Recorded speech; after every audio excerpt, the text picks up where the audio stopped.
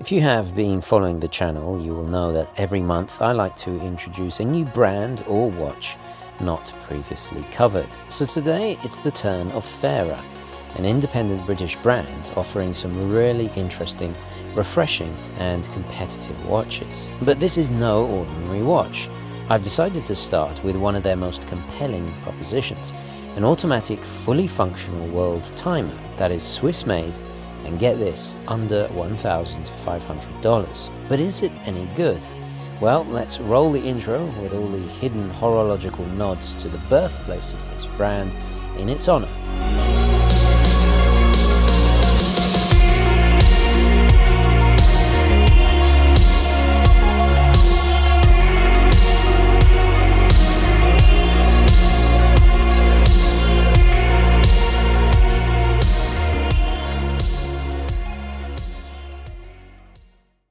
Okay, hi guys, and welcome to the show for another free and truly independent review. So don't forget to click like if you want to see more content for free like this. So here it is, and it's a very handsome piece indeed. And straight off the bat, you'll spot a whole bunch of classic British design elements, and we'll get into how and why a little bit later, but first I'll do a quick wristwatch check. There it is, it's joining the collection, the Squire 1521 forged carbon, an absolute beast. If you missed my review of this watch along with 3 others, some of which are exclusives for 2022, I'll put a link somewhere up there. But yeah, just amazing history, amazing value.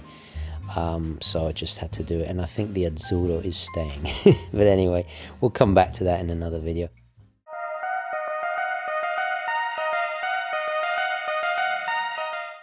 Farer was founded relatively recently in 2015 and is based in London, designing their watches there and having them all produced in Bienne, Switzerland. The brand's name takes inspiration from the rich legacy of British exploration, so many of their watches are named after famous explorers, pioneering pilots, land speed record breakers, and even archaeologists. For example, one of their watches is named Endurance, after the famous Arctic explorer Sir Ernest Henry Shackleton's ship, HMS Endurance.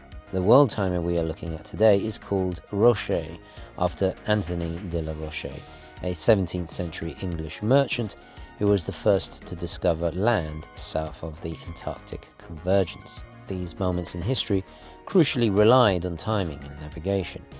If you have seen my many videos talking about English watchmakers Harrison, Kendall, Frodsham and so on, you will undoubtedly see why I automatically gravitate towards this fantastic and fascinating age of historic, heroic discovery. So what about world timer watches? Well, I would be doing my audience an injustice not to talk about Louis Cartier and Sir Sanford Fleming when it comes to making videos on this particular subject. As you have seen from my previous videos, this is not a complication associated with affordable mechanical watches. I reviewed perhaps the grandfather of all world timers by Patek Philippe, complete with handmade enamel dial, costing over $100,000. An obscenely vulgar amount to pay for a watch, in my opinion.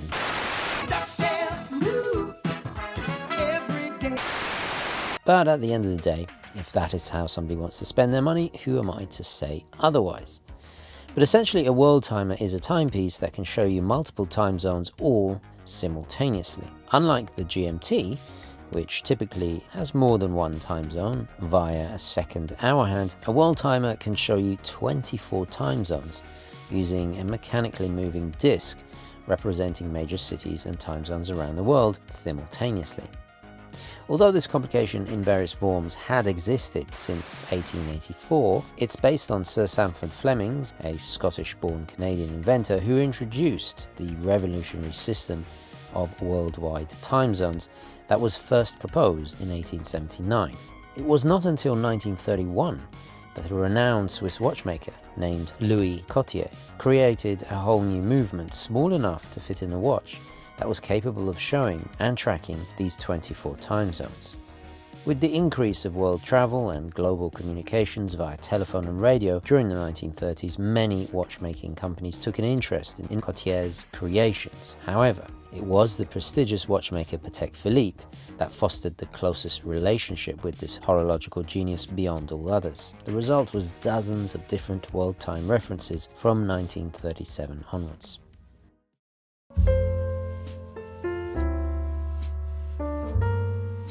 So let's start off with the materials first. Well, we have 316L stainless steel. We have bronze in that little inlay, which we'll return to again later. We have a very gently domed sapphire glass, and then flat for the display back.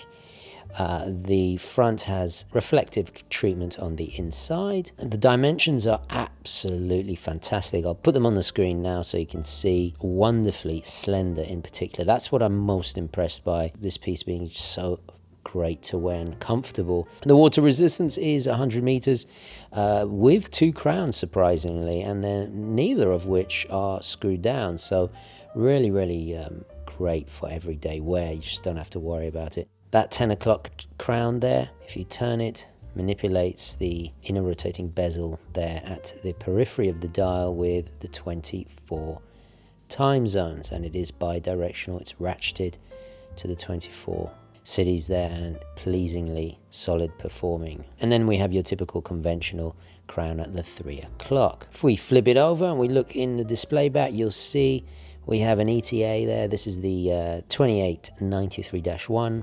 I believe it's adjusted to about 3 positions, accuracy of plus or minus 7 seconds, although I'm getting much better than that. 2800 family goes all the way back to 1975. In fact, very solidly reliable. This is obviously, as you can see by the rotor, bi-directional and automatic. Great movement. It's rare to see this particular one, and I've become quite a fan of ETA in recent years. I had to service a few of my own, and they're just relatively affordable to maintain, rock solid, absolute troopers once you got them performing. You got a very solid power reserve of 48 hours. If you pull it out to the first position, rotate it forward, it turns that 24-hour disc.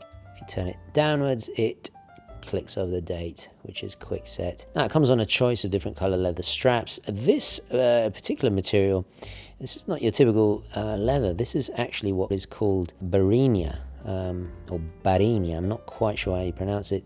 It's quite a rare and extremely high quality choice of leather that is famously used by Hermès in their bags.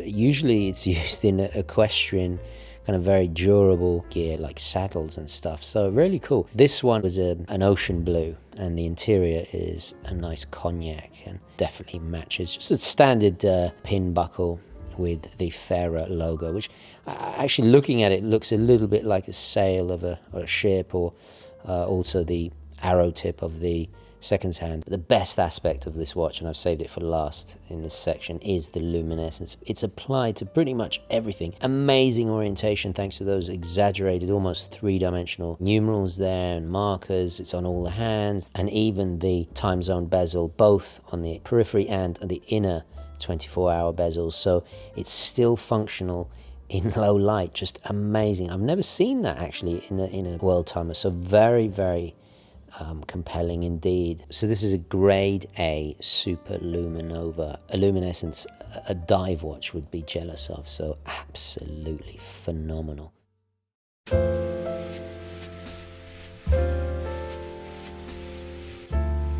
One of the first things that drew me to this piece, aside from its undeniable value, is its distinctive design. Farer claims aesthetically they take inspiration from the 1960s and 70s, which is undoubtedly true for the majority of their watches, but here I would argue that the brand has touched on several classical design cues much older. Firstly, let's look at the main even numeral layout of the midnight blue dial. For me, this immediately reminds me of the classic Smith Dulux watches of the 1950s that typically had this layout. The Seiko Alpinist took inspiration from this age of influential British watchmaking for its design for their field/mountaineering dress watch, which we've obviously previously reviewed. But let's not forget that even Rolex used this style in several of their Oyster Perpetual watches that would later evolve into the Explorer we all know and love. While now the iconic 3, 6 and 9 of the Explorer eventually won over its predecessor in a kind of Darwinian style survival of the most legible, the dial of the Roché unequivocally evokes themes of exploration because of this pre-Explorer dial layout. It's very fitting for the brand's image and the watch's identity. A subtle but effective benefit of this particular layout is the dial window is less obtrusive. As equidistantly placed on the other side, we have just stick markers instead of numerals, which does not disrupt the line of symmetry, and sometimes you don't even notice the date is there, which ultimately gives a very pleasing sense of balance. The center rotating ring displays an embossed relief of the world map from the perspective of the North Pole at the very center. At the periphery of this inner central disc is the 24 hours, half in orange, half in blue, similar to the way a Rolex GMT Pepsi displays AM and PM. Again, very clever, this time a nod to the quintessential GMT of all time. Then there are the choice of hands. The Lance-style hours and minutes, in my opinion, is influenced, like the central world map, by the trend-setting Patek World Timers of the 1930s. But to make it more distinctly fairer, the large seconds hand definitely looks like a harpoon arrow. For me, this immediately conjures imagery in my mind of Shackleton or even the fictional Captain Ahab trying to harpoon Moby Dick. Again, really fitting to the brand indeed. The arrow tip is loomed in a mint green, and along with the orange used on some of the dial printing and the custom Ferrari red rotor of the movement at the back, these are the only pops of colour.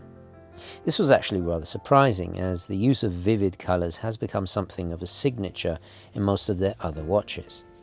Personally, I like this more toned down look. It makes the watch more compatible with a wider variety of straps and, of course, attire. Lastly, we have to talk about the intriguing case design.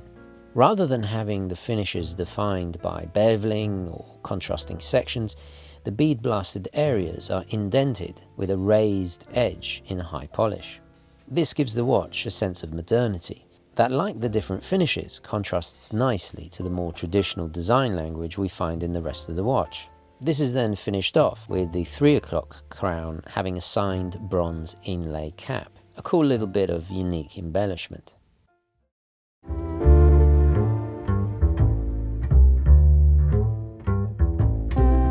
So what about the negatives? Well, I have to be honest, the outer ring is a little bit difficult to read. There are different versions which come in different color coordinations, and those are easy. I think it's just that this particular blue, if I just zoom in a bit, it's not the highest of contrast. Yeah, that's the only main criticism here. I distinctly remember when reviewing the Patek was really easy to read despite being so busy. Something that this color variation compared to the other World Timers they offer is you can't really see some of the detail. It's hidden. For example, this almost waffle kind of hobnail texture to the midnight blue there, you hardly notice it, whereas the guilloche on the white is more apparent, and certainly that center embossing is a little bit more easier to enjoy, I guess you could say, on the other color variations. So that is a negative about this particular version. Very, very minor. I'm struggling here. Usually there's as many negatives to watch as there are positives. I would be willing to pay extra and see a more highly decorated movement. Yeah, don't get me wrong, this movement is fantastic, but love to see some blued screws, maybe some further decoration on the rotor. I'm not sure what else you could do, but you know what? I'd be willing to pay a little bit more and get a Kosk, the higher grade movement, make it even more competitive. The last negative is more about the brand. You're not going to get the prestige and brand history. This is, I mean, I don't even know if Farer is qualified as a micro brand anymore, but you're not going to get that, historicity you get with older, more established brands. Not really a big negative here, because Farer are doing such a great job. They've got their own distinctive design language and style, and they've established that. And that's why a lot of micro brands when they do it right, they tend to have a little bit more kind of pizzazz, a little bit more energetic, daring and competitive offerings to make up for that. And Farer certainly have that. You notice how all the negatives are turning into positives. Yeah, that's when you know you got a great brand and a great watch. Of the two world timers previously reviewed and shared on this channel, one was Extreme Luxury from Patek, who made this complication iconic in wristwatches in the first place. The other was a quartz-based vintage Hamilton reference 8984 that I scored for an absolute bargain on eBay. The Patek is obviously out of many watch enthusiasts' price range, to say the least. Even if I did have that kind of DuckTales money to burn, I probably would not buy it. Because you see, its Achilles heel was its fragility. In fact, when I reviewed it, I was shooting outside and it started to rain. I quickly had to run under cover because I was so concerned with its low dress watch water resistance. But not to mention, with its more delicate mechanics inside, I dread to even imagine the servicing fees. The Hamilton, while functionally superior in almost every way, just lacked that magic of a mechanical watch and felt a little bit too much of a homage to the Patek. The Farer Roché is a great compromise, and design-wise it just feels fully realized, extremely cohesive and well thought out. That can totally stand on its own.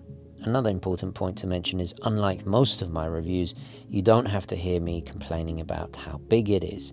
The scale of this watch is utter perfection, and I think a real crowd pleaser.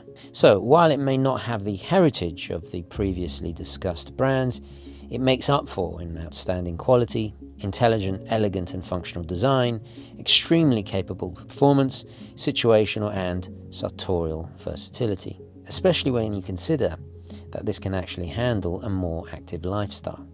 This has to be one of the most sporty yet simultaneously dressy world timers I have experienced so far. Now, value-wise, the only other watch I can think of that competes is the Tissot Heritage Navigator Automatic World Timer, which is priced a few $100s more than the Farer. While that has the history behind it, it lacks the refinement and stylistic individualism that the Roché has. For example, the dial alone of the Roché takes over 40 steps during its manufacturing process, not a cheap undertaking. In conclusion, it has to be said that with so many of us working from home these days, this complication has seen something of a resurgence in interest. Because if you're anything like me and have family all over the world, or business colleagues that you have to coordinate Zoom calls, etc., especially on group calls where people are all in multiple different time zones, calculating the time at an instant can become quite tricky, especially for my dyslexic brain. So you can certainly see how useful it is, beyond being the ultimate traveler's companion that Patek originally intended it to be. Anyway guys, there we have it. Absolutely certified pure class. If I was in the market for a world timer, something a little bit more affordable than the Patek or your Mont Blancs or all the rest of them, yeah, this would be it. And I've got to say a massive thank you to them for lending this in. Guys, let me know your thoughts, queries, comments, opinions, all the rest of it down below. Don't forget to like this video, very important indeed. It's the best way to support the channel. And as always, I will catch you in the next one. Thank you for watching. Ciao.